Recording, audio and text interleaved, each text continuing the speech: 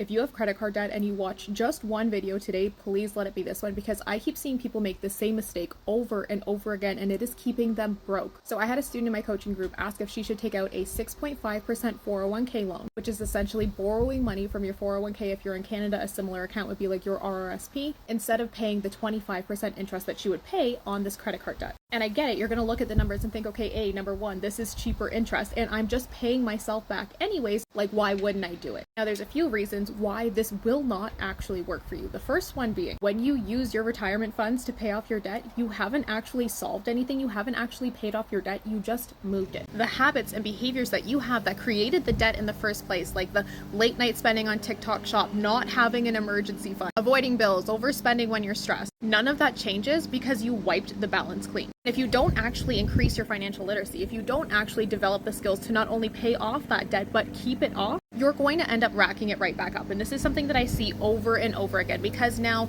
you have this 401k loan, but now you've opened up your credit card again. Your credit card is at zero. And when you don't feel the pain of paying back that debt, when you don't change your behaviors, because being good with money is 80% mindset and behavior and only 20% tact. You can know the best accounts to use, the best investments to buy, but you will never actually build wealth until you change the reason why inside of you that you are in the spot you are today. And this is not just me saying this. I see this over and over again. I had another student come into that same chat afterwards and she was like, yeah, this happened to me. Now not only do I have my credit card to pay off, but now I have that 401k loan to pay back too. The same thing happens with balance transfer cards. It becomes this vicious cycle. And the other part that people don't look at when they're thinking about this is the opportunity cost, is the actual numbers. You're not just borrowing $5,000 or $10,000. You are robbing yourself of decades of future growth. At an 8% return, that $10,000 in your 401k could have grown to over $50,000. Even $5,000 can turn into $25,000 or more. And if you lose your job while you are still repaying that loan, most plans are going to demand immediate repayment. And if you don't have the money available to do that, there's going to be penalties and taxes and interest. That's just a nightmare waiting to happen. So yeah, on paper, maybe it looks like relief, but in reality, all you are doing is stealing from your future to pay back your past mistakes. And living in that kind of scarcity where you are only worried about today and not the impact that it's going to have on future you is probably why you're in this. Instead, I teach my students how to make a strategic debt repayment plan. I teach them how to cut costs, how to negotiate bills, how to increase their income, how to negotiate and reduce those interest rates, and then strategies to address the root cause as to why they were in debt in the first place so it never fucking happens again. You don't build wealth by avoiding the lesson, you build it by facing it head on.